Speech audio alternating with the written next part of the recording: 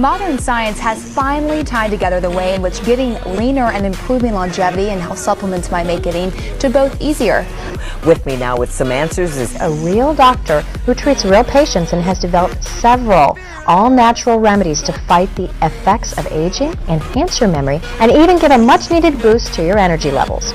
With us to tell us about these cutting-edge formulas is Dr. Dave himself. Dr. Dave Wojnarowski. Dr. Dave Wojnarowski, also known as Dr. Dave. Thank you. Dr. Dave Unleashed.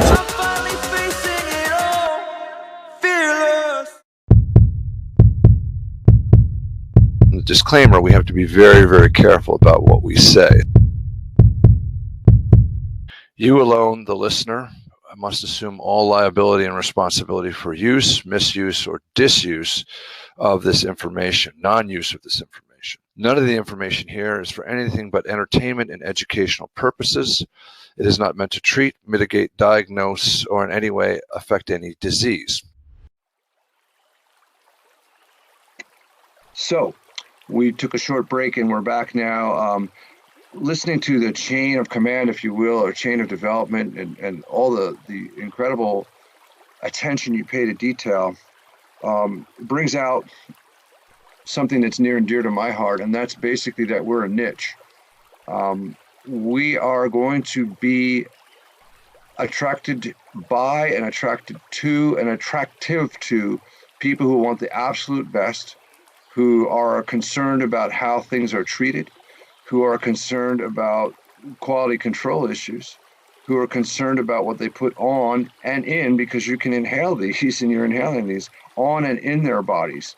You can get cheaper products, you can get adulterated products, you can get all kinds of different things that are not up to spec in terms of what you're providing. And just a little bit about, it sounded like you were talking about terroir there, the seasons and soil and all that other stuff. And, I don't know a lot about wine, but I know that terroir is a very important part of it. There's no reason I can think of that it wouldn't be an important part of anything that's plant-based, any phytotherapies. So maybe tell us a little bit more about that. Yes, of course. I do believe that it is about working with the rhythm of nature at all times. So plants change according to seasons. They won't develop the same way in a very hot climate and full sun in summer than in a cold environment with little sun hours. And the hydrosol being their distillation, this difference can be felt, at least in their smell, for example. So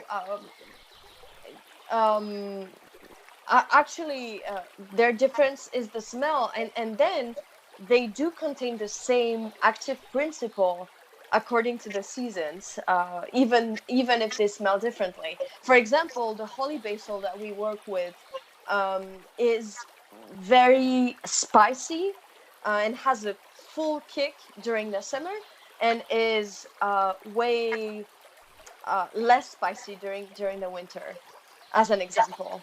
Mm-hmm. So it matters. Your attention to detail absolutely matters in the final product and when and how it's harvested. This is something that really distinguishes your product from so many other things out there. And we've talked briefly about adulterants and fragrances and things of that nature. But it's just very important. My flagship product for my nutraceutical company is fish oil, and we're pure out to parts per billion. And people say, well, I can buy a product. Your product's $75 a bottle, and okay, it's pure and it's potent and so that. But why can't I just go to Costco and buy a $5 bottle? Well, first of all, you're not going to see what's in it. You're not going to see the adulterants. You're not going to see the COA sheet. Because they're not running it on that, pretty much, I can guarantee you. Or if they are, they're holding it to a standard that isn't even close. And this is especially true of skin products, because your skin is such a huge organ for secretion and absorption. It's got phenomenal absorptive capacity to bring various and sundry natural or synthetic products into your body. So I'll use the fish oil again as an analogy. Okay, people will say, I can buy something that costs, 1/15 of what your product costs, and it's a decimal point difference. So you say parts per trillion and purity are less than whatever, because you can't really say zero in anything. You have to say less than. And some of the assays are designed for parts per million, some are designed for parts per trillion. But when you see the less than, it means they're just not measurable. This product that I buy has 0.1 part per million. Why can't I just take that? Okay, so now you're going to take, first of all, something that has a part per million in it per capsule. You're going to take 6 capsules a day, and you're going to take that for the rest of your life. It doesn't take rocket science to figure out that, especially things that you can't get rid of, like mercury, lead, xenoestrogens that get stored in fat. But this is a huge topic for hydrosols, essential oils, and cosmetics. Over a period of years, months to years, this stuff accumulates in your body, and what was a teeny tiny little amount is now a massive amount.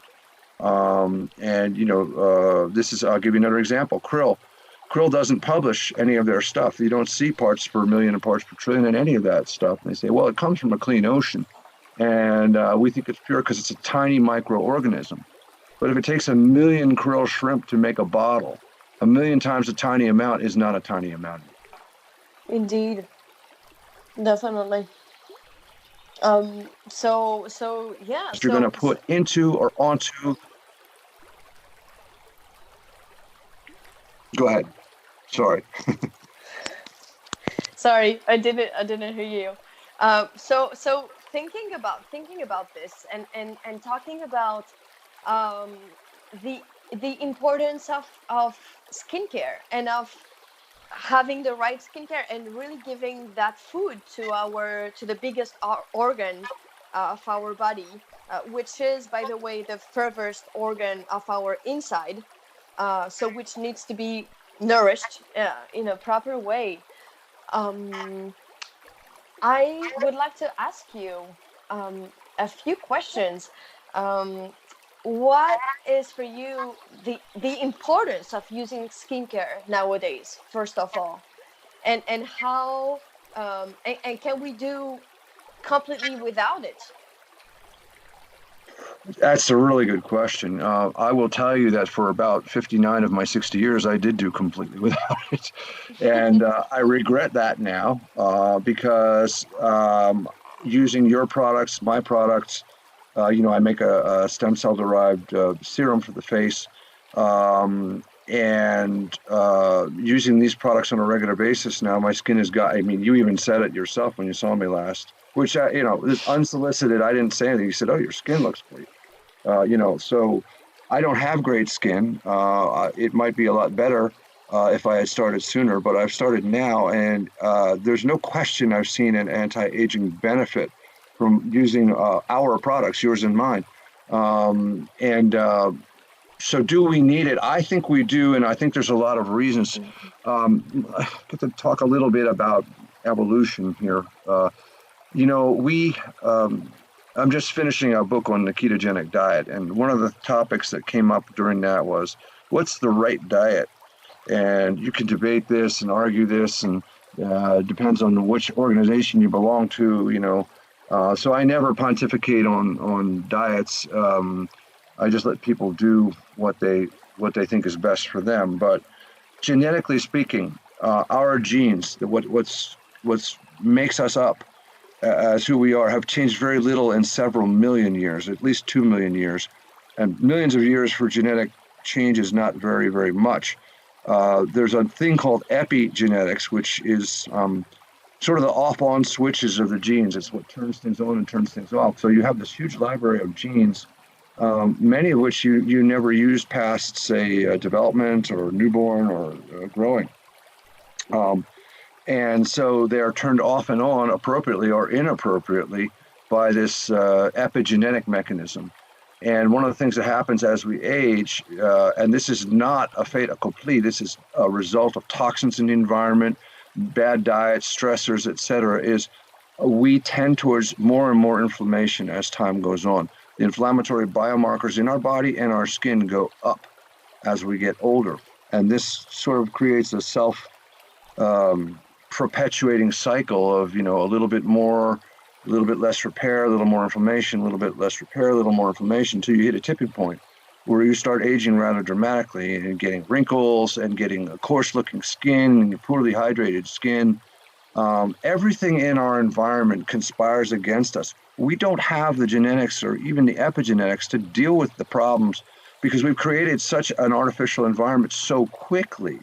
If genes take a couple million years and epigenetics takes a couple, maybe tens of thousands of years, if you look at the Industrial Revolution, really full force for about 200-300 years.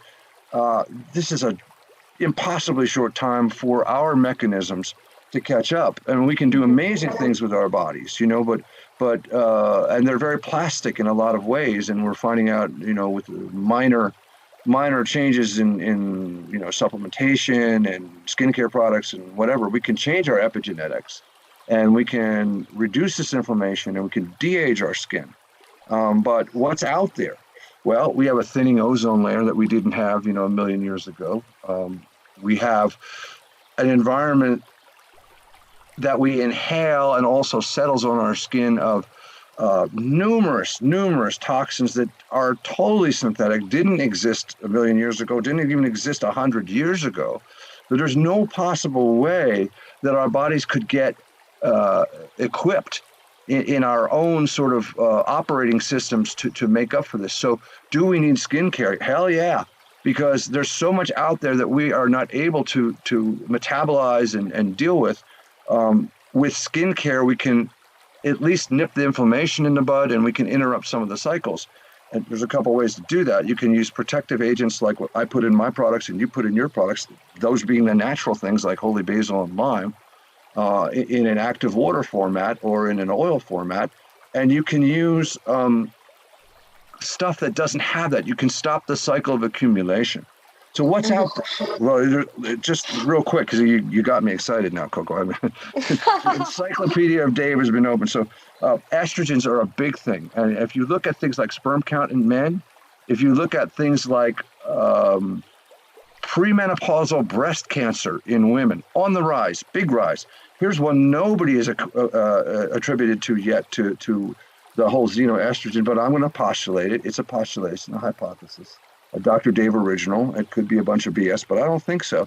If you look at the number of young women who are having heart disease now, this is a toxin-mediated thing, and it's a xenoestrogen-mediated thing, in my opinion. So what's a xenoestrogen? Well, it's an estrogen mimic. So your cells, all of your cells, have receptors on them, and especially in places like the gut, the brain, and the reproductive organs, you have receptors for estrogens. And a xenoestrogen is something that occupies that receptor and causes an effect inside the cell, but it's not an estrogen. It's not a naturally occurring agent in this case, or it may be naturally occurring to a different species and not yours.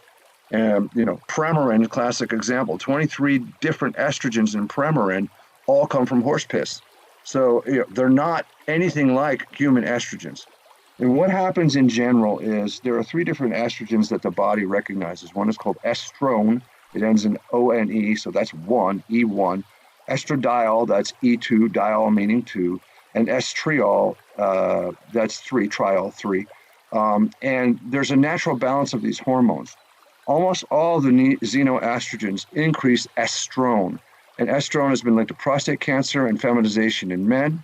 It's been linked to benign prostatic hypertrophy in men. It's been linked to gynecomastia in men, breast cancer in men, breast cancer in women. And now I'm telling you, I think it's directly involved in this, I'll call it mini epidemic, because it hasn't hit the coronavirus size yet, but it's out there, of premature heart disease in women.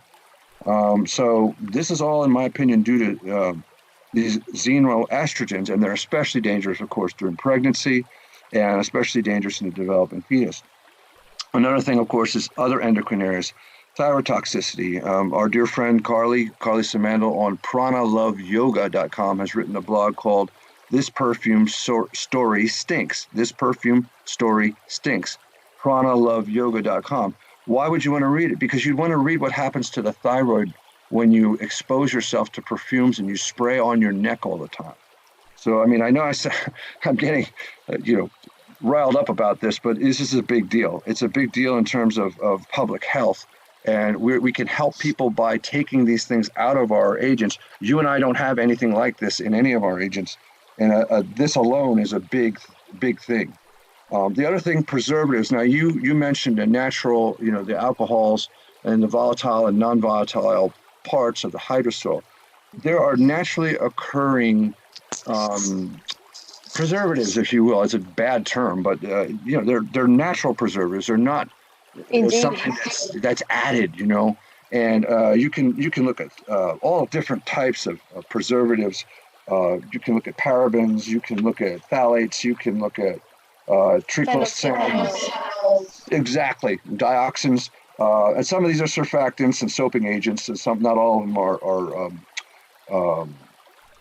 preservatives, but especially in the preservatives, there is a real serious potential problem for altering your genetic material, and also organ toxicity. The sulfates, lauryl sulfate, laureth sulfate, another example. So there's a bunch of them. My personal favorite, don't take this the wrong way, but it's cocamidopropyl betaine in it. It's got cocoa in it. So, but why is it a problem? It's basically a derivative of coconut oil,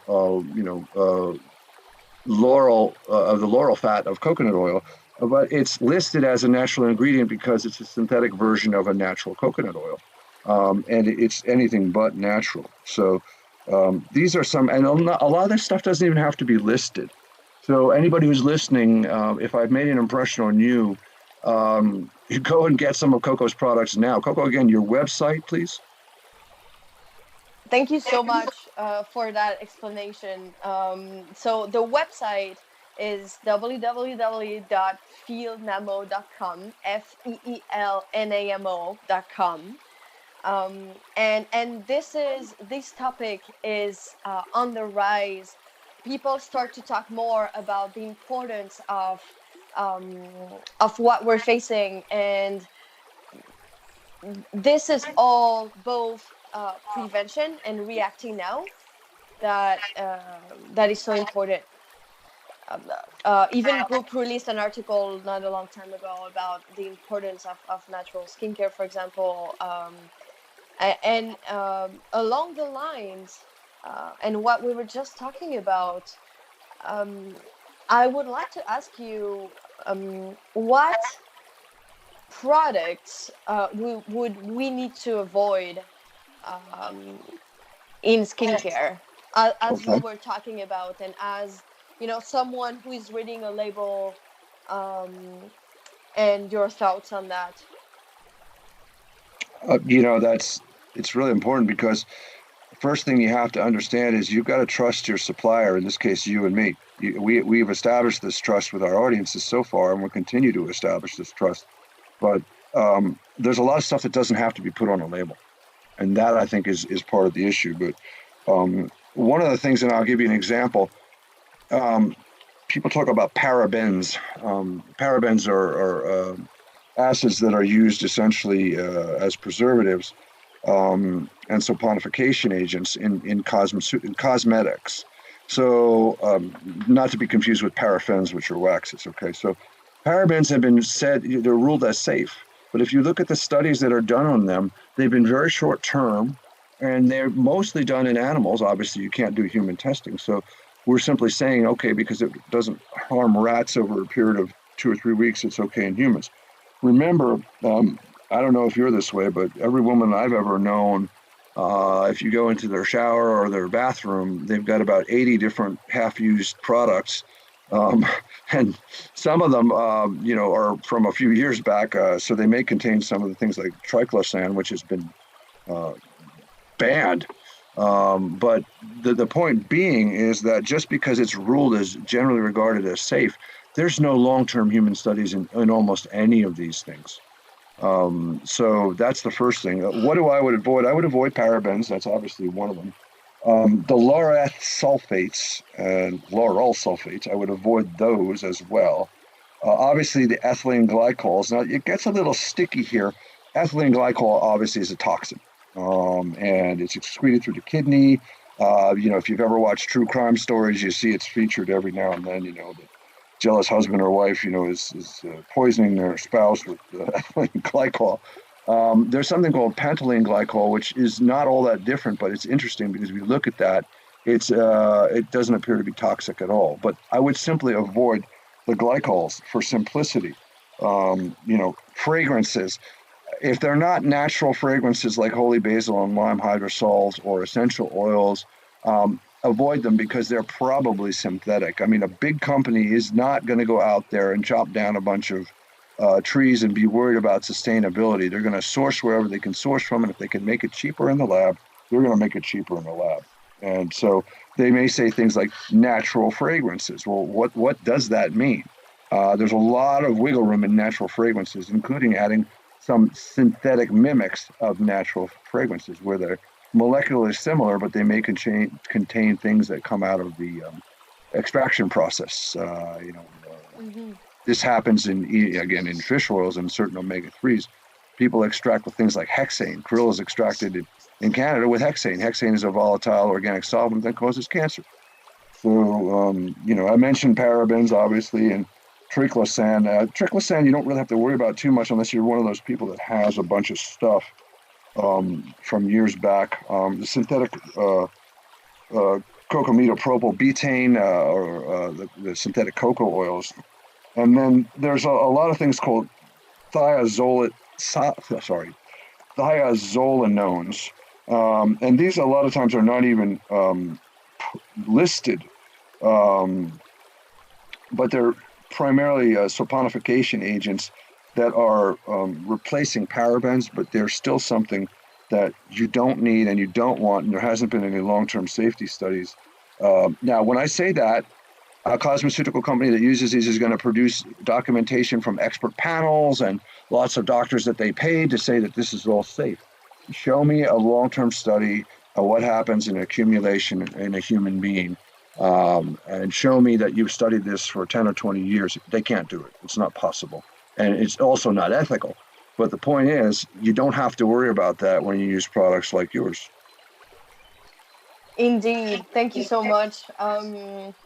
So exactly. So now that we talked about, how to be aware of the toxicity first and how to avoid it, I would say we ally very much everything which is more natural to something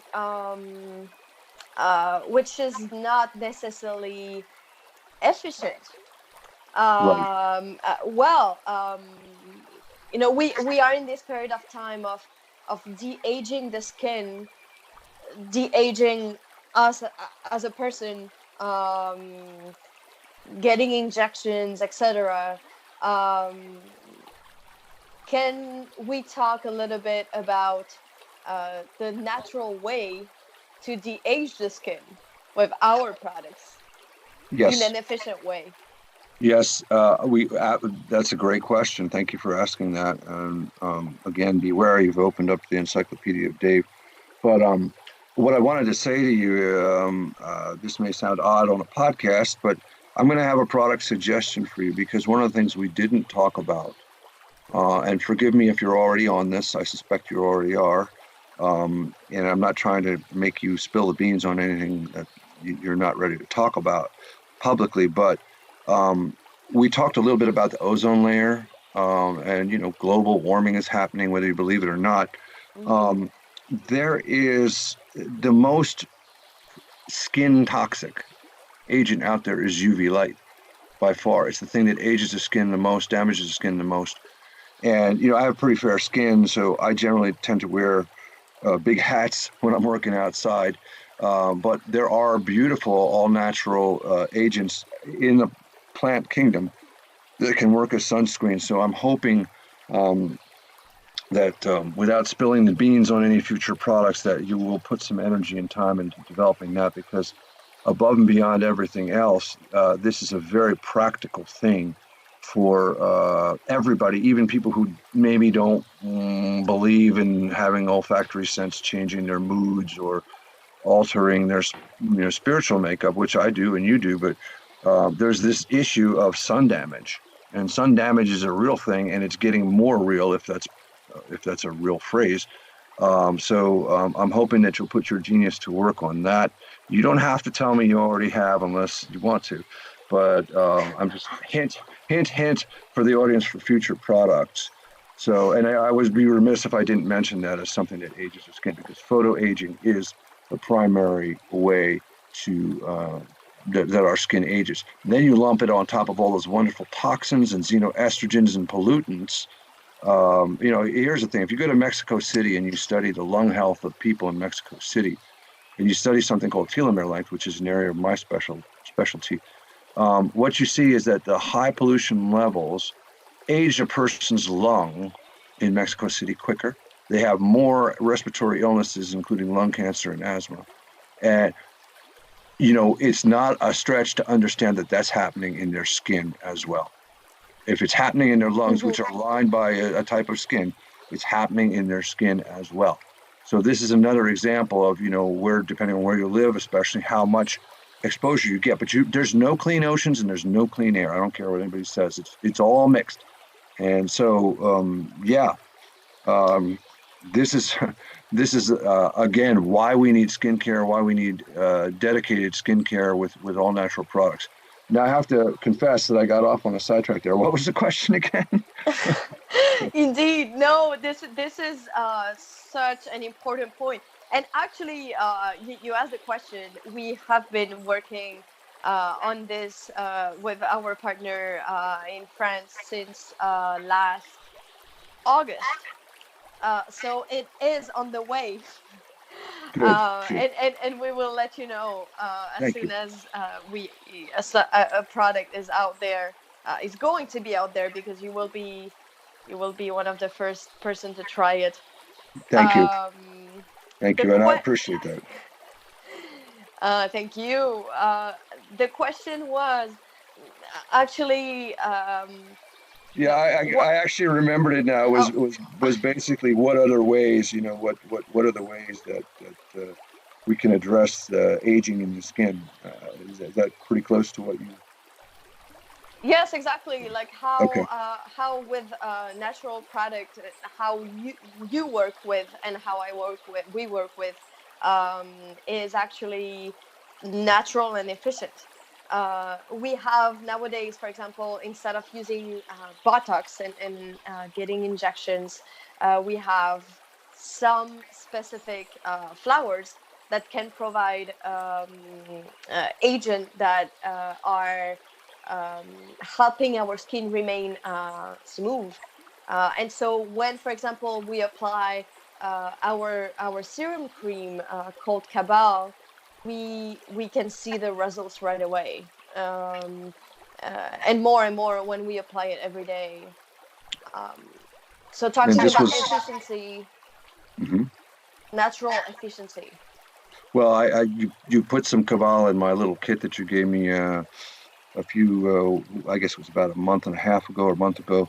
And again, I'm a person who will use anything and everything, and I love that product. And those of you who are looking for an all-natural anti-wrinkle and skin de-aging product, that's a superb one.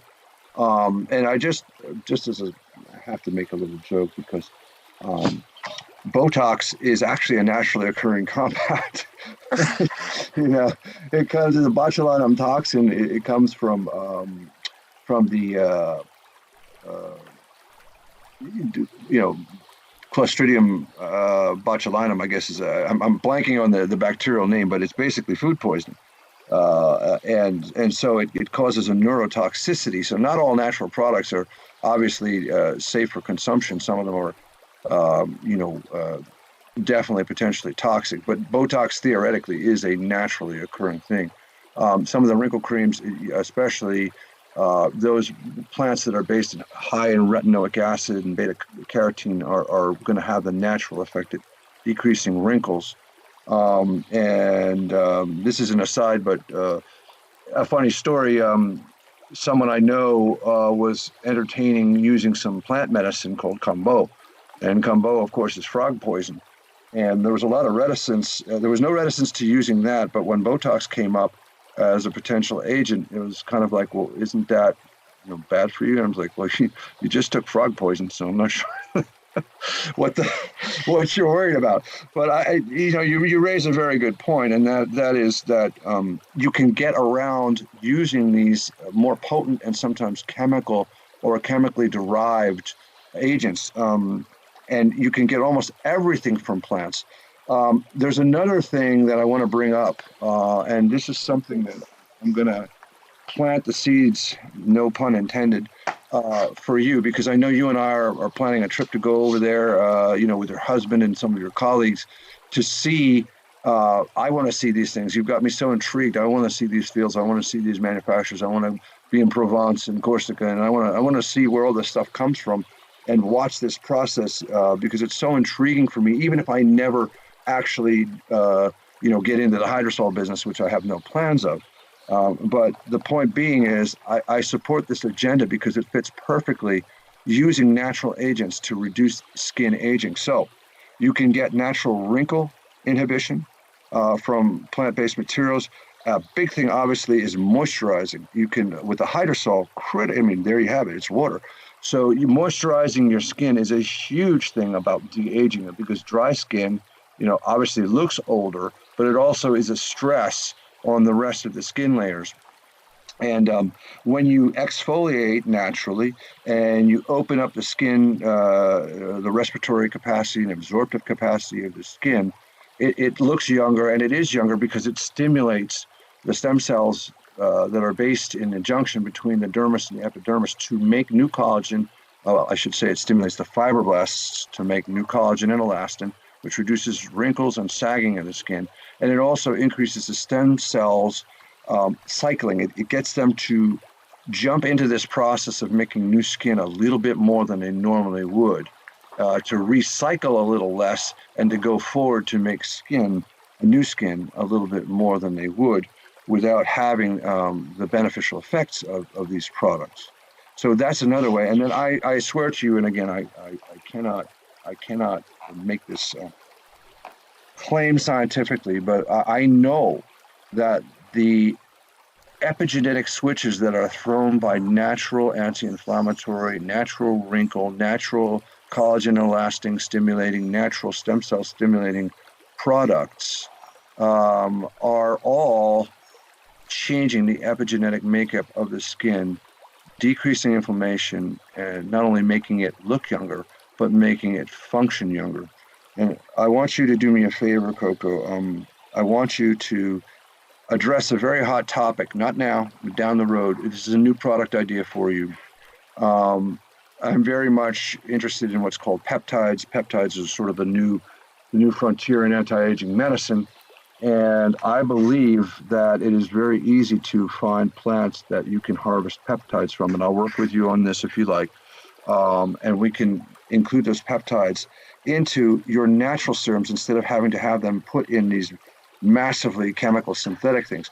They're amazing how they work. For instance, GHK, copper peptide, works amazingly, but it's always dumped in something with lauryl sulfate and benzoate and all this other stuff. There's no naturally occurring hydrosols or essential oils with the peptides added. I've added some of the liposomes to my stuff, but peptides are even a smaller sort of a new frontier, if you will. So let's you and I do that. Let's you and I figure out how to put some of these amazing anti-aging peptides into the hydrosol. Deal? It sounds fantastic. This is a deal. And the other thing I should mention, one of the things I'm working on is making peptides right now. To really have them work, you have to inject them subcutaneously. You have to avoid the gut. I'm working on fixing that issue. But when you apply them to the skin, especially the skin-active peptides, they're going to work without having to be injected. They're going to be able to be topical, just like the liposomes. So it's an exciting field. You asked, so we're just tipping the iceberg here. But this is some stuff that I want to work on with you in the future, and it'll be a great fodder for podcasts. I can't wait to dive into it with you. Thank you, and we can't wait to share with all of you about exactly. the progresses. So I know a lot of you are going to want to try and buy Namo. So one more time, Coco, if you would give them the website that they can go to start on this amazing product line that you have and be part of your mailing list so that they're not left out as we come up with some of these amazing things and as you come out with the products that you already have now, and make them available commercially. So.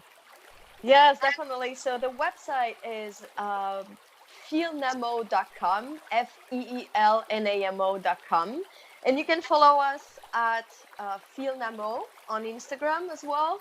And we are constantly bringing more and more teachings. More teachings about the rituals, how to use the product for you to get the most benefits on your physical, emotional, and spiritual bodies. Some self-love advices that will come in a free ebook on our website very soon, which is very exciting. And more teachings through newsletters as well. Mm-hmm. So please sign up and get our free ebook and get more information for you to really have a full knowledge as well about plant beings, how to use them, how to know more in general for your life, for yourself, for your children. And thank you so much. Thank you so much, Dr. Dave. Oh, what a pleasure. I mean, this is super exciting. It's always amazing when ideas pop into our heads while we're talking. They always seem to. I'm sure there'll be a lot to talk about in the not too distant future, but just want to stress to everybody now is available on Namo. Namo now is available. Don't wait for Coco or me or anybody else. Go out and get it now. Start taking care of yourself with this amazing all natural, preservative-free, paraben-free, fake phony coconut oil free, beautifully crafted, responsibly crafted, sustainably crafted product on the Namo website. It's called Now, and I've just used my 5th spritz, and I don't know. I think this is a very healthy addiction, if there is such a thing. So I look forward to our next conversation, Coco, and thank you for being with us. Thank you for educating our audience and bringing this beautiful knowledge to the world at large. Thank you so much for having me. I think we had a lot of fun. We always do. And to those of you out there listening, stay tuned to all kinds of interesting different topics. But Coco is not going to be a stranger. We're going to bring Coco back because I'm very passionate about what she's doing. And it fits in perfectly with the whole anti-aging thing. So till next time, Dr. Dave from www.thelongevityedge.com signing off. And thank you for your time. Always welcome feedback, and let us know what else you want to hear about. If it's in my ballywick, I'll open up the Encyclopedia of Dave or the Encyclopedia of Coco, or a series of experts we have coming. So thank you for being here. And again, Coco, God bless. Thank you so much for everything you do for us as humans, me as a person, and for the audience that's listening. I hope they understand the incredible value you just gave them. Thank you so much. Thank you for you. Okay, talk to you soon, dear. Love. Blessings. You too. Blessings.